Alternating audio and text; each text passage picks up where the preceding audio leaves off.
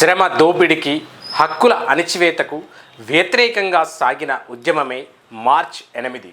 ప్రపంచ మహిళలు 2 శతాబ్దాలుగా అనేక ఉద్యమాలు నిర్మించి పోరాడి సాధించుకున్న హక్కులైన 8 గంటల పనిదినం, ఓటు హక్కు, సంఘం పెట్టుకునే హక్కు వంటి రాజ్యాంగ హక్కులను చరిత్ర పుటల్లో చివరి స్థాయిగా నిలిచి ఉంటుందని చెప్పుకుంటున్న మహత్తర ఘట్టమే మార్చ్ 8.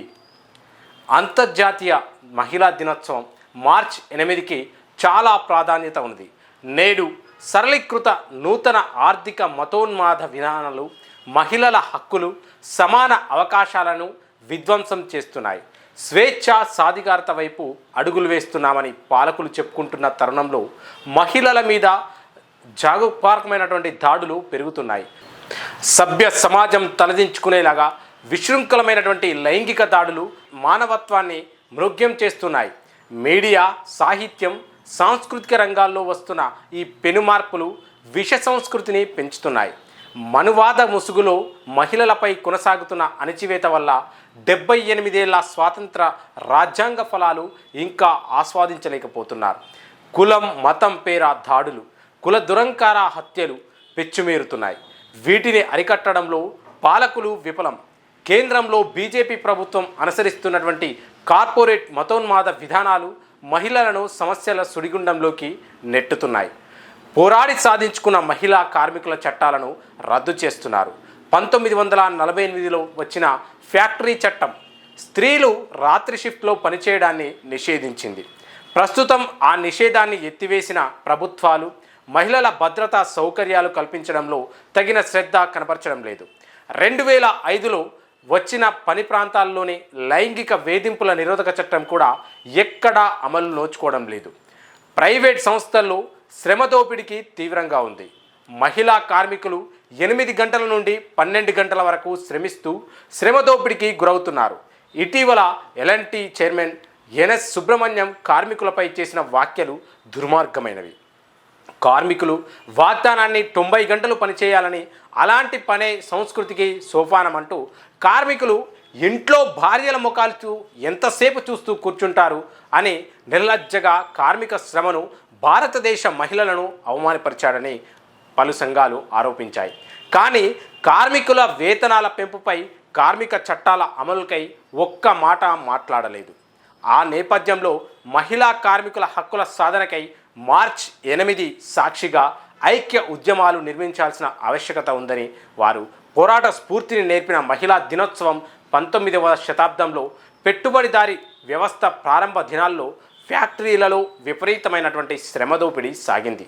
భరించలేని కార్మికులు గత 200 సంవత్సరాలుగా పోరాటాలు చేస్తూనే ఉన్నారు. అటువంటి ఒక సమ్మె 1857 మార్చ్ 8న అమెరికాలో జరిగింది. రోజుకు 14 గంటలు పనిచేసి 30,000 మంది కార్మికులు, కుట్టు పని చేసేటువంటి మహిళా కార్మికులు రోజుకు 8 గంటల పనిదినం, కనీస వేతనాలు, పనిచేసే చోట సౌకర్యాలు, ఓటు హక్కు తదితర డిమాండ్లపై సమ్మె చేశారు. ప్రపంచంలో ఎక్కడా జరగనంత తీవ్రమైన పోరాటం జరిగింది. గాలి వెలుతురు చొరబడని ఆ చీకటి గుహల్లో పనిచేస్తున్న సందర్భంగా జరిగిన ఫైర్ యాక్సిడెంట్లో 146 మంది యువకులు అతి దారుణంగా ప్రాణాలు కోల్పోయారు. ఎట్టకేలకు మహిళలు పట్టుదల, సంఘటిత శక్తి ఆ ఉద్యమాల ముందు యజమానులు తలొగ్గి వారి డిమాండ్లపై ఒప్పందాలు చేసుకున్నారు. అది వారు సాధించుకున్న గొప్ప విజయం.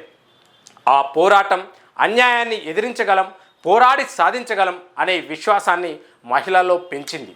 జర్మనీకి చెందిన ప్రఖ్యాత నాయకురాలు లారా జట్మెన్ అలెగ్జాండ్రా కొల్లంతాయ్లో ఆమె చొరవతో 1910 సంవత్సరంలో అంతర్జాతీయ సోషలిస్టు మహిళా 2వ మహాసభ జరిగింది. ఆ సభ మహిళల పోరాటాలను మరింత ముందుకు తీసుకుపోయేందుకు ప్రతి సంవత్సరం మహిళా దినోత్సవం జరపాలని నిర్ణయించింది. నాటి నుండి నేటి వరకు ప్రపంచవ్యాప్తంగా మహిళా హక్కులను సంకేతంగా మార్చ్ 8 నిలిచింది. ఆకలితో చావడం కన్నా పోరాడి చావడమే మేలు అన్న నినాదం ప్రపంచవ్యాప్తంగా మహిళలను కదిలించింది. ఆ పోరాట ఫలితంగా రాజ్యాంగం స్త్రీలకు కొన్ని హక్కులను కల్పించింది. విద్య, ఉద్యోగాల్లో 33% రిజర్వేషన్లు, స్థానిక సంస్థల్లో 50% రిజర్వేషన్లు, ఆస్తిలో వాటా, శ్రామిక మహిళలకు కనీస వేతన చట్టం, లైంగిక వేధింపుల నిరోధక చట్టం వంటివి. అయితే వాటిలో కొన్ని కాగితాలకు మాత్రమే పరిమితం అవుతున్నాయి. 2025 బడ్జెట్లో వాటా కూడా మహిళల సంక్షేమానికి గతం కంటే తక్కువ నిధులు కేటాయించారు. ఉపాధి హామీకి 2024లో 89.150 కోట్లు కేటాయించగా 2025లో 86,000 కోట్లకు మాత్రమే కేటాయించారు. వీటికి దాదాపు 1,00,000 కోట్లు కేటాయించిన అవసరం ఉంది. పైగా 1,55,00,000 మందిని కార్మిక రికార్డులో నుంచి తీసివేశారు.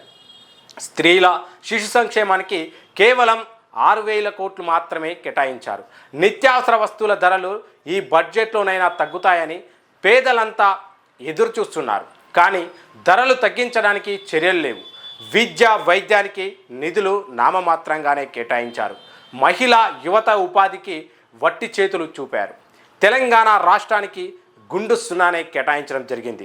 బడ్జెట్లో సవరించిన నిధులు కేటాయించాలని మహిళలపై పెరుగుతున్నటువంటి హింస, ఈ కేంద్ర రాష్ట్ర ప్రభుత్వాలు అధికారంలోకి వచ్చేప్పటికీ మహిళల రక్షణ తమ ధ్యేయం అంటూ వాగ్దానం చేసి అధికారంలోకి వచ్చాక మహిళల రక్షణను నట్టేట ముంచారు. ఇక నేషనల్ క్రైమ్ రికార్డ్స్ బ్యూరో ప్రకారం మహిళలపై ప్రతి నిమిషానికి ఒక వేధింపు, అంటే ప్రతి 26 నిమిషాలకి ఒక అత్యాచారం, ప్రతి 42 నిమిషాలకి ఒక వరకట్నపు హత్య, ప్రతి 73 నిమిషాలకి ఒక బాలిక మిస్సింగ్ అవుతుంది. రోజు రోజుకి ఈ కేసులు తీవ్రంగా పెరుగుతున్నాయి. అయితే 2024 సంవత్సరంలో మహిళలపై గృహహింస వేధింపులు పెరిగాయి. ఈ వేధింపులు భర్త, కుటుంబ సభ్యులు, బంధువుల ప్రమేయం ఎక్కువగా ఉంటుంది. బాలికల మిస్సింగ్ చూస్తే దేశంలో 13.13 లక్షల మందికి పైగా ఒకే ప్రాంతం నుంచి మరో ప్రాంతంలో తరలింపబడ్డారు. ఇవి మెట్రోపాలిటన్ సిటీల్లో బాగా పెరుగుతున్నాయి. ఒక ఢిల్లీలోనే 83,000 మంది మిస్సింగ్ అయ్యారని ఎన్సీఆర్సీ లెక్కలు తేల్చాయి. బాలికల అత్యాచారాలు 8.7%, వీటిలో ఎస్సీలపై 13% మందికి పైగా, ఎస్టీలపై 9%కి పైగా పెరిగాయి. వరకట్న వేధింపులు ఒక హైదరాబాద్లోనే 2,000కు పైగా కేసులు నమోదయ్యాయి. సైబర్ క్రైమ్స్లోని 65,893 నమోదు కాగా ఇందులో తెలంగాణ రాష్ట్రం మొదటి స్థానంలో ఉంది. మహిళలపై రోజు రోజుకు పెరుగుతున్న హింసాత్మక ఘటనలు అరికట్టడంలో కేంద్ర రాష్ట్ర ప్రభుత్వాలు పూర్తిగా విఫలం చెందాయని పైన నమోదైనటువంటి కేసులను తెలియజేస్తున్నాయి.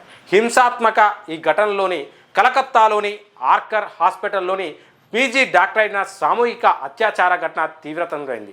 రాష్ట్రంలోని పీజీ చేస్తున్నటువంటి ఈ అత్యాచార ఘటన జరిగినటువంటి ఈ రాష్ట్రంలో కూడా రంగారెడ్డి జిల్లాలో ఆదినారాయణ అనే వ్యక్తి తన భార్యను అనుమానంతో ముక్కలుగా నరికి కుక్కర్లో వేసి ఉడకబెట్టిన, చెరువులో కలిపినటువంటి ఘటన వంటి ఘోరమైనటువంటి కేసులు పెరుగుతున్నాయి.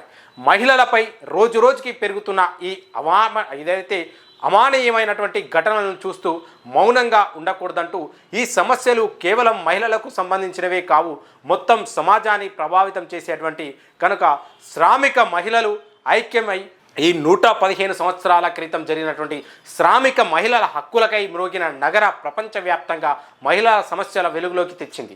ఆ ఉద్యమ స్ఫూర్తిని కొనసాగిస్తూ మార్చి 8న మహిళా హక్కులు సాధించినటువంటి ఈ మహత్తరమైనటువంటి దినంగా చాటాలని, ఈరోజు మహిళలపై పడుతున్నటువంటి భారాలకు వ్యతిరేకంగా ఉద్యమించాలని, హక్కులతో పాటు ఆస్తిత్వాన్ని కాపాడుకోవాలని